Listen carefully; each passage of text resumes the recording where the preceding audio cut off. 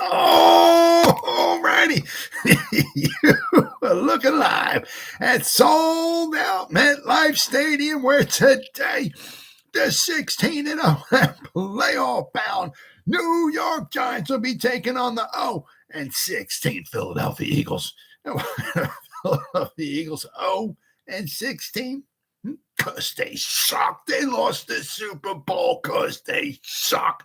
The Philadelphia Eagles suck. Rolls right off the tongue there, folks. Philadelphia sucks. Welcome to the Gridiron. Anybody out there at all that's going to spend a little bit of time with me here this evening, I greatly appreciate it. Thank you. If anybody's going to spend any time watching a replay this, once again, thank you so much from the bottom of my heart. Thank you. I'm going to try to go about 30 minutes here tonight, shoot my mouth off about 30 minutes. Anybody got anything to say, please feel free, fire away, throw it in the chat box. I'm going to try to check on the chat box like every 5 or 10 minutes. So, as soon as I see something in there, I try to respond to as fast as I can. So, plus, instead of me just rambling on for half an hour, 40 minutes, or whatever, it's nice just to talk to another Giant fan. So please feel free, fire away.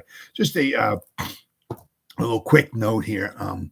This Thursday, I'll be going live. I'm going live, but Monday, Tuesday, Wednesday, Thursday. But Friday, I'll be taking a little vacation. I'm going to North Carolina and South Carolina. I'll be visiting some of my wife's relatives, so I won't be back for about 8-9 days or so, whatever. So I'll be taking pretty much like about a week off. So just a little quick, little reminder there. All right. So when you don't see me going live, it's just all on vacation. I'm trying to get the vacation in before training camp starts. All right. Before we get started, if anybody wants to help support my channel out, it would mean the absolute world to me. In the description box below, the top link in the description box takes you to my membership page. I got 3 different membership levels. The first one's called the Saquon, second one's called the Lawrence Taylor, and the third membership level is called the Gridiron. Each one's got their own little perks to them, so if you want to help support my channel out, it would mean so much to me. I thank you in advance. Thank you. If you're subscribed to my channel, once again, thank you. I could use all the support I can get. If you're not, please go down below, hit the subscribe button, hit the bell icon. That way, next time I go live or put a video out, you'll be notified. It's free of charge. What do you got to lose, right? But if you are subscribed to my channel, thank you. I greatly appreciate it. Thank you. And then finally, in the description box below, there's 2 Facebook links. The top one takes you to my Facebook group. It's called the New York Giants, the Gridiron. And I say this in every video. Basically, my YouTube channel, my Facebook group, my Facebook page, which I'll go over in a minute. It's all called the same thing. New York Giants, the Gridiron. It dumbs it down for a moron like me. That way I can remember what they're called. I'm like, what's my page? What's the YouTube channel called? Is that called something different than the group? It's all called the same thing. It dumbs it down for me. What are we at? We're at 4,000 members. We just reached 4,000 a couple days ago. So, and then once training camp starts and preseason, all that, the amount of members grows a little bit faster than what it was. I mean, sometimes just in the summertime, it's just the slow time of the season. But we've got about 2 weeks left to go. I think see right here, it's 10:39, soon to be the 11th. Which would mean, I think, like 2 weeks, I guess Tuesday. In 2 weeks, training camp's going to start I think the rookies come in. Man, then we're off and running, guys. 2 weeks and we're off and running. Holy cow, Batman. But the way it works is like with the group. Usually after I get done going live here, I'll spend right close to like 2 hours just putting stuff in the group and in the page, I said, which I'll go over in just a second here. Whether it's a sharing an article, putting a video in there, a post, a picture, just something showing some stats on a ball player, something making fun of the Eagles or the Cowboys, which are my personal favorites.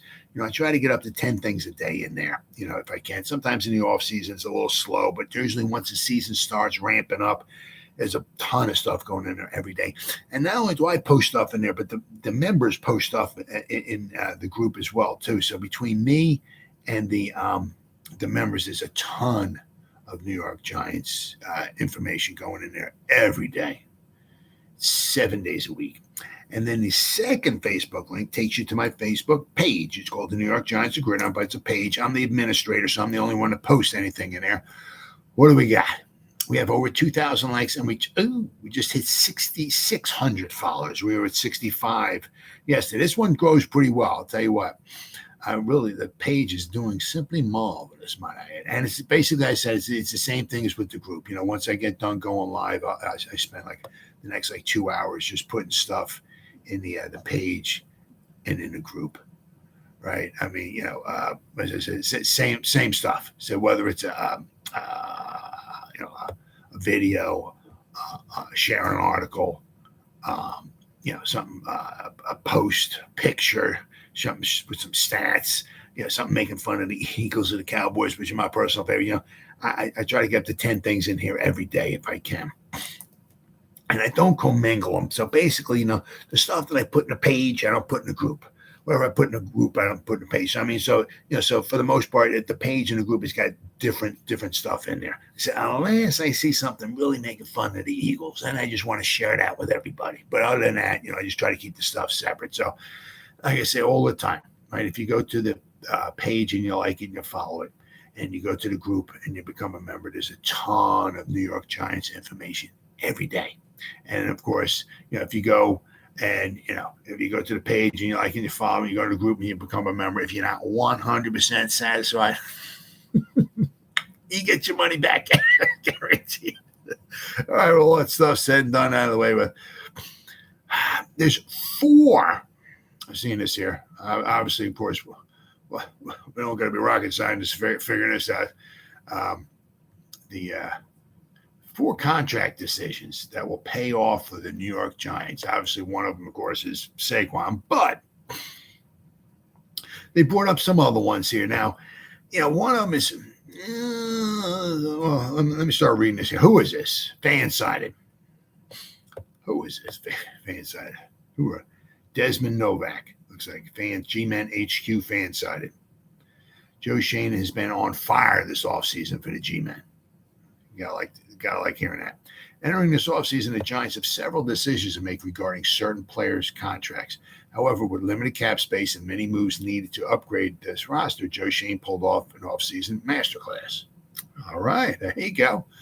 Not only did he retain key players, but Schoen also brought in some studs who can help push the Giants over the edge.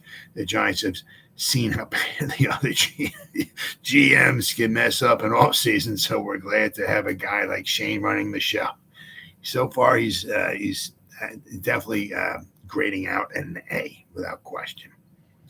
These 4 contract decisions made by Schoen not only set up the Giants for success now, but they also made it much easier for the Giants to succeed in the future seasons. All right. So they got 4 of them here. The first one is restructuring Darren Waller's contract. After landing former Pro Bowl tight end Darren Waller from the Raiders, the Giants finally have their elite receiving threat for Daniel Jones. Alongside this, he's on a rather team-friendly deal thanks to an absolutely genius decision from Schoen. Shortly after trading for Waller, Schoen decided to restructure his contract in order to free up cap space for this offseason. Not only did he do this, but Schoen also gave the Giants a massive advantage in case he doesn't work out this season. Say Waller deals with his injuries once again, which is always a possibility. I mean, oops, sorry. I moved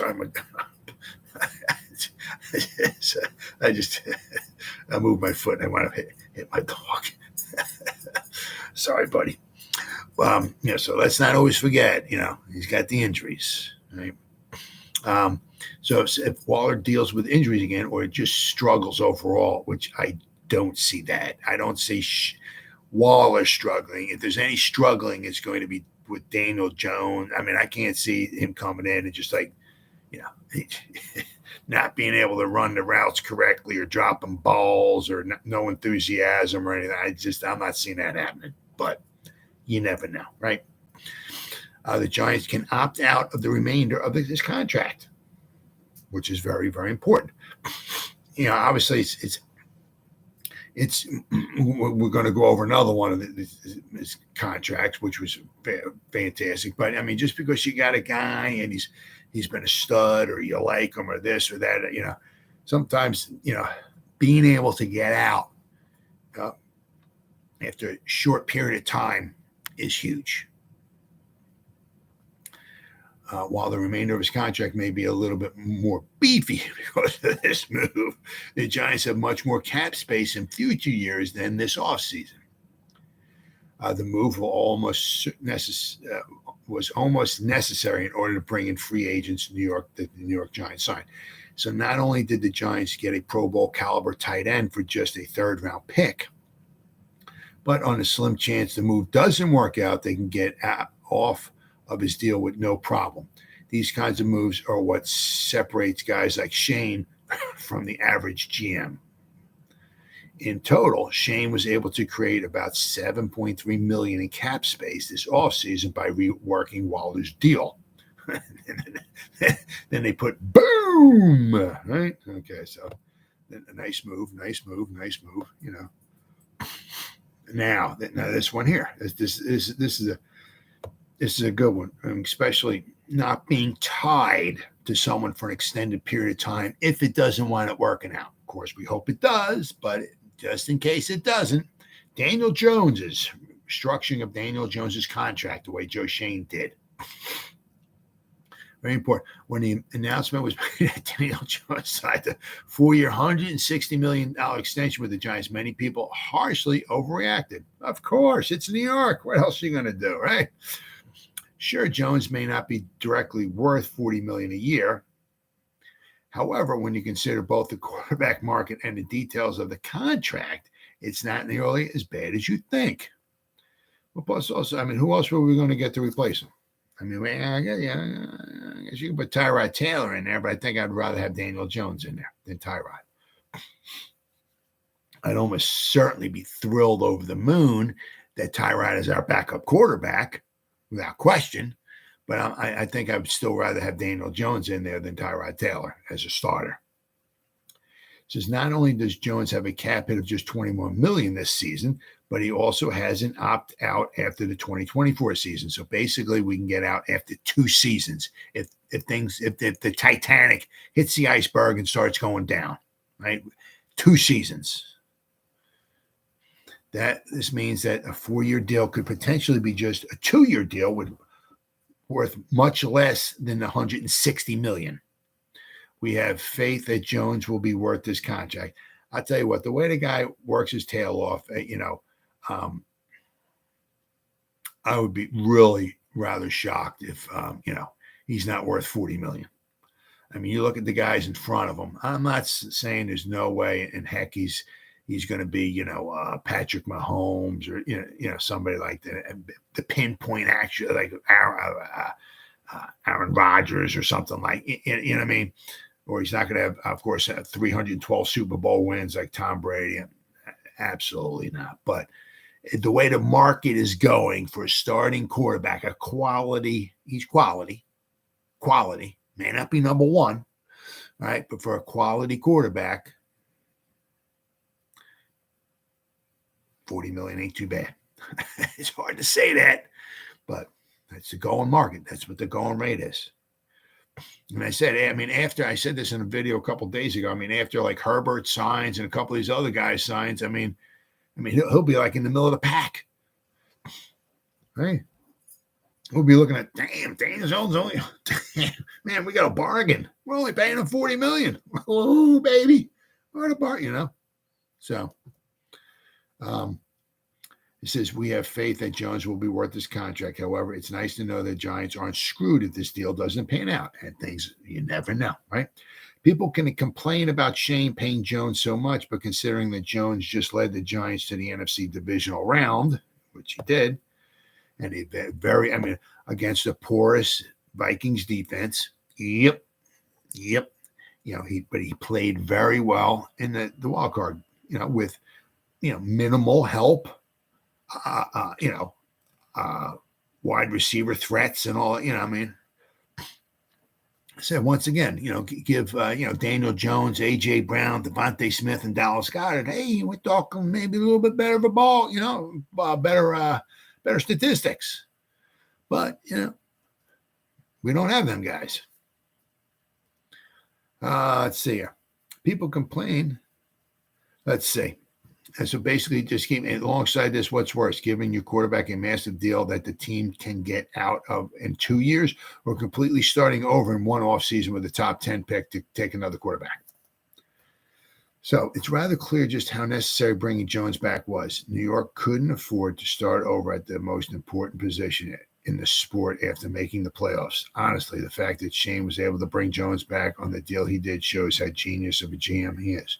Somehow, like former GM Dave Gettleman wouldn't have even the thought of to structure Jones's contract as Shane did. Well, we don't know, but extending Dexter Lawrence for less than you'd think. Well, that one, I don't know, less than I think. I mean, he got paid what was pretty much, the going rate. But it was nice to see that we got the sexy one. We got him for another 4 years, so that's fantastic. One of the biggest needs this offseason was extending all-pro defensive tackle Dexter Lawrence. Many thought that Lawrence's deal would come close to resetting the market for interior defensive linemen. Instead, however, Lawrence signed for just 4 years, $90 million. This is still a lot, but considering that Jeffrey Simmons got 4 years for $94 million, it's clear that Lawrence took a bit of a pay cut to help the team. Wow. To me, Simmons is a beast. So, I mean, if Simmons got $1 more million a year than Dexter Lawrence, Simmons is really pretty good too. So, regardless of whether Simmons or Lawrence is better, they are both arguably the top 3 players at their position. This makes it rather surprising to see Lawrence get less than Simmons. Wow. Is what it is. I mean, it's only $1 million, but it is what it is. Alongside this, just like Waller and Jones, Lawrence also had an opt-out following the 2025 season. While we doubt the Giants will use this, we're glad to see it there, just in case something unforeseen happens in the future. Lawrence is not only the best player on the Giants defense, but you could arguably say he's the best player on the entire team as well. New York could not afford to let him walk following the 23 season. So for Shane to not only extend Lawrence, but to do so without resetting the market is inexplicably huge for the future of the Giants. Keep in mind, Lawrence he's just a baby. He's just 25. Gotta love it. And is only going to get better. Now, let's also not forget, who's the one that drafted him? Gettleman. So the fact that his deal wasn't record-breaking is incredibly shocking. It really seems like this deal could be considered a steal in the next couple of years. All right, and then the first one here would be not overpaying for Saquon Barkley. So it'd be interesting to see what they wind up working out with him, because they got they have actually right now we're working on less than a week, but once again, deadlines make things happen. So the Saquon Barkley saga this offseason has been an exhausting one. However, we're incredibly glad that Shane did not meet Barkley's original demands. While Barkley is the caliber of running back worth paying a decent amount, there's no chance he was going to get $15 to $16 million per year. Barkley is probably a top 3 running back when healthy. However, he's only had 2 fully healthy seasons in his 5-year career and is 26 years old. How much can we trust that Barkley will be very productive in 2 or 3 years? Barkley does more than a lot of players to keep his body in best shape possible. And the dude's always working out, always taking care of himself. That's great. But the injuries are eventually going to start taking a toll on him. Not only was it a great idea for Shane not to overpay Barkley initially, but it was arguably an even better move to give him the franchise tag. That way, if a deal can't be met, Barkley can either sign elsewhere and the Giants can get assets out of it. Nobody's giving up 2 first-round picks for Barkley and paying him. That's not happening. Barkley can play on the tag and show that he will continue to be consistently productive. We're hopeful that Barkley and Shane can agree on a deal before the season starts. That way, the Giants can have their franchise running back on a team-friendly deal that won't cripple them financially. Running backs may not be worth what they once were, but a player like Barkley is still incredibly important to the Giants' offense. Yes, he is, which obviously is very important, which leads me to my next point, which I saw this, the full house formation. Now, is this Filato? Yeah, Nick Filato. He does a very good job. SB Nation. A Big Blue View, SB Nation. He does a very good job. Explains. He's very, very, very, very knowledgeable. Wish I could talk. Full House Formation Explained.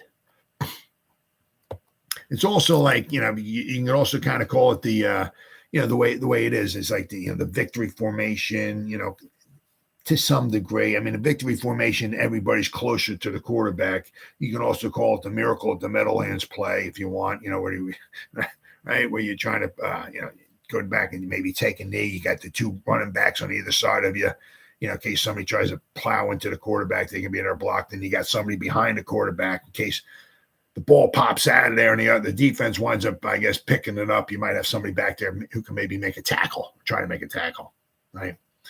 But the Giants didn't employ the full house formation often. It's often also like an inverted wishbone, too. So instead of having like two guys, one to Daniel Jones's right and one to his left and one guy right behind him, the wishbone would be like, there would be like a fullback right behind Daniel Jones, and then a little farther back to his right and to his left would be the two running backs. Now, obviously, the wishbone hasn't been used. I don't know how long. I remember it got used a lot. I remember it was Texas used to. There's a bunch of colleges used to use it, but I know like in the late 60s and early 70s, I think Texas used to use it. I think maybe Oklahoma used to use it. When done correctly with the proper, you got to have good backs and all and everything, but, the quarterback has to be very good with the ball. You got to have the good blocking up front, but, it can be a very, very useful offense. The problem with it is that, teams that live with the wishbone, they died with the wishbone, because the problem is that usually with the wishbone offense, they want it running the ball like 90% of the time. They hardly ever pass the ball, but the problem is that a couple problems. One was that if the other team, had good enough players and they can figure out how to shut down the wishbone, you were in trouble. Because, now all of a sudden, you're used to running the ball, all right, 80% of the time. 4 out of every 5 plays is a run play, sometimes more than that. But now all of a sudden, okay, we can't run the ball. What's that mean? We got to start throwing the ball? What is that? So that's one thing. And then the other problem, obviously, is, the wishbone is there to, choose up the clock. You control the clock. You control the ball. You kind of control the game. As long, obviously, that's one of the things. One of the problems is, a lot of handing off and pitching and all of that stuff. There's sometimes a lot of fumbles involved. So, but if you can keep the turnovers and fumbles down to a minimum, if you're a decent running team, if you can block and all of that, you control like everything, right? And usually you can bust a good one here or a good one there. The better teams obviously score some points, and they control the clock, they control the game. But another one of the problems is if they say they have a few fumbles and the other team picks one up, runs it back for a touchdown, there's another fumble, it leads to 3 points for the other team, and then there's another fumble and the other team marches down the field, scores another touchdown. All of a sudden, the team with the wishbone, is down by like 17 points and they're like halfway through the third quarter. Let's establish the run some more. No, they're gonna have to start throwing the ball. And when teams who usually live by the wishbone, die by the wishbone, they have to start throwing the ball, they're in trouble because they're not built to throw the ball. Woody Hayes from Ohio State said, it was like, what? There's 3 things that can happen when you, because he used like to run the ball a lot. He's like, there's 3 things that can happen when you pass the ball. And he said 2 of them are bad. I guess one's an interception and one is an incomplete pass. So, or you can complete a pass, but he's like 2 out of 3 things are bad when you try to throw the ball. So let's run the ball. So, but I do like the, the full house. It's exciting, but they got to hear one of the things was that when they wound up having, they had 3 running backs, so they had, Daniel Jones was on the center. They had, one running back to his right, one running back to his left, and another one right behind him. So it says, let's see. it says there's a full house. The full house formation may also be referred as the T formation. The formation can also be used out of the pistol, as the Giants did in Week 6 against the Baltimore Ravens. In the pistol, they had the three running backs in the game. Now, Saquon Barkley is to Daniel Jones's left. Matt Breida is to his right, and Gary Brightwell is right behind Daniel Jones. So they had the three running backs in there. Fortunately, they had they had the two tight ends in there, so there wasn't any wide receivers in there. It said on this one particular play, Daniel Jones went into the play action with both adjacent running backs releasing to the boundary to the. One guy ran kind of like a wheel route, the other guy ran to the flat, and Brightwell kind of he kind of faked a handoff to Brightwell, and Brightwell kind of went up the middle and to the left, and the other two, Breida and Barkley, went to the pass patterns to the right hand side. Let's see. Barkley drew attention to the flat. Daniel Bellinger was on the field, brought the cornerback Marcus Peters away from Breida's destination to play. Then Breida wound up catching the ball and getting a 15-yard gain out of it. Now, as I said, what I like about this, here they had, what I do like is, you got the three guys that are bunched up in the backfield. They can freaking go anywhere. They're in the middle of the field, and they can go anywhere. Now, the thing is that when you're like, say, a wide receiver, just say Hyatt's out deep, all right? Obviously, he's a threat. Or you can say Slayton, right, whatever. But he's all the way to the one side of the field, right? So for him to go all the way to the other side of the field, obviously, it's going to take a lot of time. When you got three guys right behind the quarterback, the beauty of this, you don't need three running backs back there. Come on. Put Paris Campbell back there. You got Barkley back there. Pick somebody else back there. You don't need three running backs back there. But if you get three guys basically in the middle of the field, they snaps the ball. Those three guys can go anywhere. They can stay in the middle. They can go over to the left. They can go over to the right. But you got three guys bunched and they scattering, all over the field.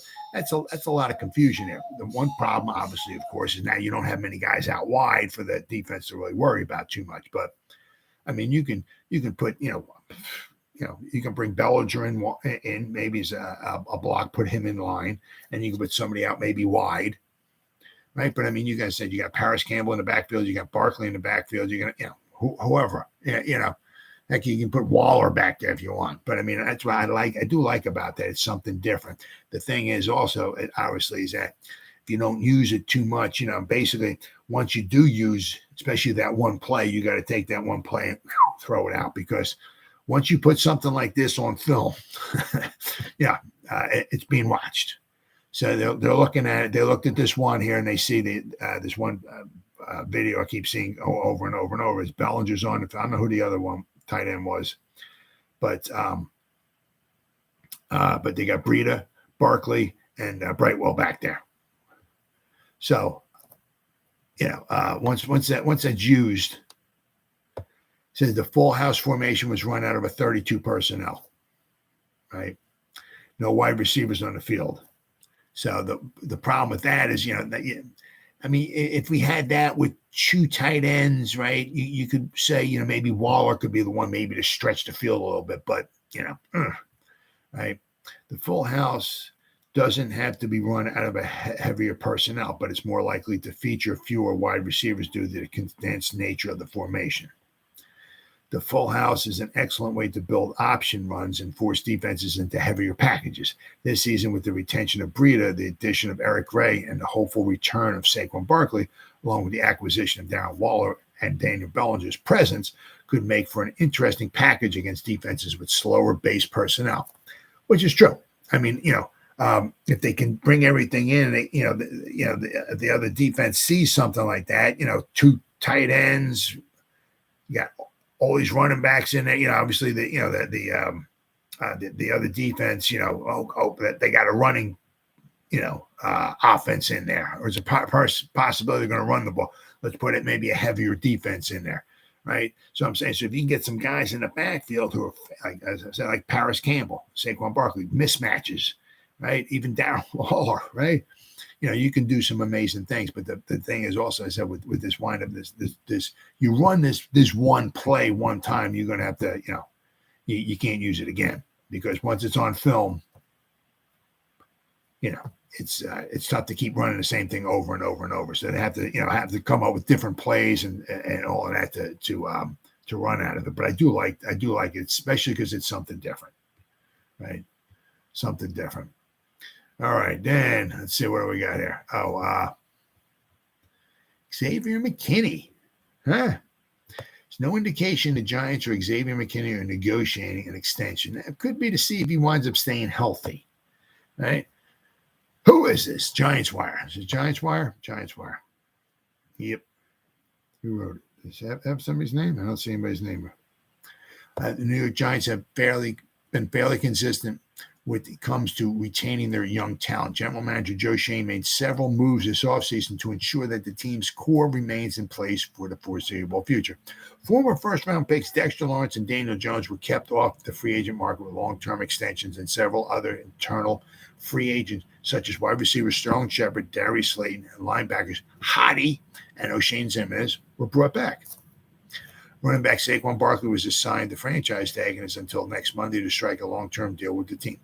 Other young core players, such as left tackle Andrew Thomas and safety Xavier McKinney, appear to be on deck for the next round of mega contracts. But from Dan Dugan of The Athletic, Giants have time on their side with Thomas's rookie deal carrying him through 2024. So they have a little bit of time. But it's noted, he says, in my plan, the cost should only rise as a 24-year-old nears free agency. I pegged a 5-year deal. That's not happening. Says, I pegged a 5-year deal with $100 million. He's only going to get $20 million a year. That's not happening. A realistic goal for Thomas, but that's not underselling him.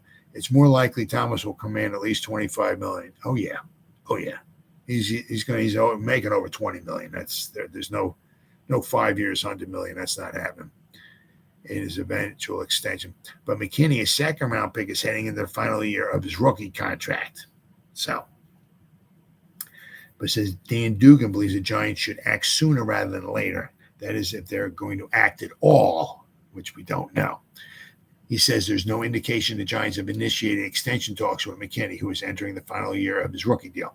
That's understandable since he missed 8 games last season after breaking his fingers in a bye week, a TV accident. But this could be the time to strike. McKinney's leverage is at a low point due to his self-inflicted wound, right? As a 2020 second-round pick, McKinney hasn't had a huge payday yet, so he might be more inclined to a team-friendly extension. I don't know about that, but I used the 3 years, $36 million extension signed by Cardinals safety Jalen Thompson last year as a potential comp from McKinney. It's not unclear what McKinney will be seeking, but extending him now would eliminate one major variable from next offseason. That's true. This is very true. McKinney should be in the next line, but it looks as if the Giants want him to recover from that hand issue before putting any more chips down on him, which is true. I mean, they might want to say it's the same thing like with Leonard Williams. They might want to see, is this guy, I mean, yeah, that's going to be a, if he is able to stay healthy this year and have a good season, that's going to be the interesting thing next offseason. Because, I mean, Leonard Williams is coming from, whatever we've got. I mean, obviously, this was something from Gettleman. We pushed him up like $30 million for this one season. But, I mean, where is he going to fall at? I mean, what are the Giants going to offer him? What's Leonard going to want? But, I mean, they're probably waiting to see, is he healthy? Same thing with McKinney. What kind of season does he have this season? Can he stay healthy? Now, although it was a freakish accident, they'll get injured. But I mean, that might be what the Giants are looking for to see if. We'll see. I hope not. I really hope not. But I mean, so once again, I hope not. But they let Julian Love go. I mean, I hope they're not going to plan on just letting Xavier McKinney go too. So We'll have to wait and see.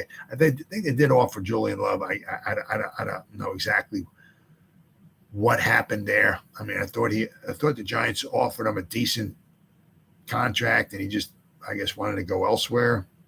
I don't know, but hopefully they can work something out with Xavier McKinney. Hopefully, he winds up staying healthy this year. That would be fantastic. And then, so can the Giants have an explosive passing offense this season? SB Nation, who by Anthony Del Genio. I think I said his name right. Says, in many respects, 2022 was Daniel Jones' final season as a pro. He had career highs in passing yards, completion percentage, yards per attempt, passer rating, QBR, rushing yards, and TDs, game-winning drives, and fourth-quarter comebacks. Yep, absolutely. He was in the top 10 in QBR and almost in the top 10 in expected points added. Most importantly, he was 9-6-1 in the regular season, leading his team to a playoff berth and having maybe his finest game as a pro in his first playoff game. One thing he was not, however, was a creator of explosive plays. Here, now this is like just jumps off the page at you here. Here are the 2022 NFL rankings in number of passes thrown of at least 20 yards. The standard for explosive passing plays, if the pass is completed, from Pro Football Focus. Daniel Jones is number 34 with 23. Let's see. Jones was number 34 in the NFL in passes of at least 20 yards last season, the last column in the table. So there's a big table here that they have. If you look this up here from Big Blue View, there's a big table there. And it shows he had 23 of them, passes of at least 20 yards in 16 games. Which is obviously not very good. But it says, if that's not bad enough, look at some of the people ahead of him. And this is shocking. Jones dropped back to pass 571 times last season. Holy cow. Zach Wilson with 279 dropbacks. Mitch Trubisky, 195. Taylor Heineke, 292. And Sam Darnold, 162. All had more 20-yard passes than Daniel Jones, despite dropping back about half as often as, or even less. Sam Darnold dropped back 1/3 of the time and still had more than Daniel Jones of 20-yard pass plays. Sam Darnold dropped back 162 times, and somehow he had 25 20-yard pass plays. Daniel Jones dropped back 3.5 times that and had less. I mean, holy cow. Says, if that continues, is there just about no way for the Giants to become a dangerous passing offense in the modern NFL? And no way that Jones sees all 4 seasons of his new contract. Then they got here, is Daniel Jones a poor deep passer? Oh, absolutely not. The results above have created a narrative that Jones does not have a strong arm and cannot throw deep. Well, that's BS. You see it on Twitter and the comments section of Big Blue View, even occasionally from other NFL players. It's true that Jones doesn't have as strong an arm as Josh Allen, Justin Herbert, and several others. You just may have to watch them all a few times to realize that. Let's see, the NFL isn't a passing kick competition. However, it's a league in which being able to connect on deep passes with pass rushers bearing down on you matters. Yep. Here's another sorting of the same table, this time looking at the top 10 QBs in Pro Football Focus grade when throwing passes of 20-plus yards downfield. All right. It says Danny Dimes has a 91.8 Pro Football Focus passing grade on 20-plus yard passes, 8th in the NFL. Remember that PFF isn't especially enamored by Jones. He was 20th overall in passing grade at a 71.1 last season. If you think he's accumulated that 91.8 grade with a lot of 20, 25-yard passes, while that the Brady's, Burrows, Tua's, Mahomes' and Allens of the world were connecting on 50-yard bombs all the time, think again. Jones is 15.6 yards gained per attempt on 20-plus yard passes, was the 3rd highest among his top 10 quarterbacks. That's on this list here. Geno Smith was number 1 with the their rating by Pro Football Focus. Geno Smith on 20 plus pass yards, pass plays. Tom Brady was number 2. Burrow was 3. Tua was number 4. Patrick Mahomes 5. Kenny Pickett number 6. Mitch Trubisky number 7. Jones was 8. Josh Allen was 9. Kirk Cousins was number 10. Jones's average depth of target on these throws was 30.6 yards, higher than every other quarterback in the top 10. Daniel Jones doesn't have one of the strongest arms in the NFL, but he is one of the better deep passers in the NFL. Both can be true. He just didn't throw the ball deep a lot last season. Well, then I have here, where did Daniel Jones of 2019 go? Jones didn't always have the reputation of being a reluctant deep passer. In his rookie year under Pat Shurmur, he threw 20-plus passes 54 times. 20th in the NFL despite only starting 12 games.